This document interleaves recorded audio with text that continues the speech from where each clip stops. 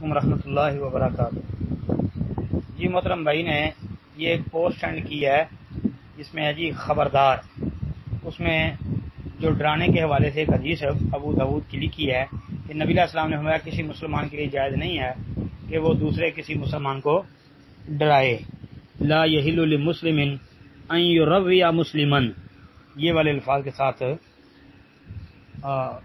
محترم بھائی حدیث تو ثابت ہے، یہ ابو داؤد کے علاوہ مسند احمد کے اندر بھی موجود ہے، جلد 5 صفحہ 362 پر۔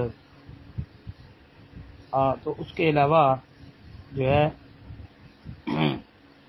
اور بھی کئی کتابوں میں آتی ہے، بہرحال روایت جو ہے وہ تو درست ہے تو لیکن بھائی آپ سے ایک مشورہ ہے، آپ کو ایک مشورہ دینا ہے، میں نے، ناراض نہ ہونا، آپ ذرا تھوڑا سا لکھنے کے وقت اردو صحیح لکھا کریں۔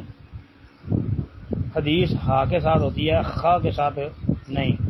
اب یہ کیا لکھا جی شیخ، کیا یہ حدیث، بھائی آپ کی جب بھی آپ لکھتے ہیں نا اکثر غلطیاں کر جاتے ہیں، تو ناراض نہ ہونا، میں پھر کہتا ہوں غصہ بھی نہ کرنا، اللہ آپ کو برکت دے۔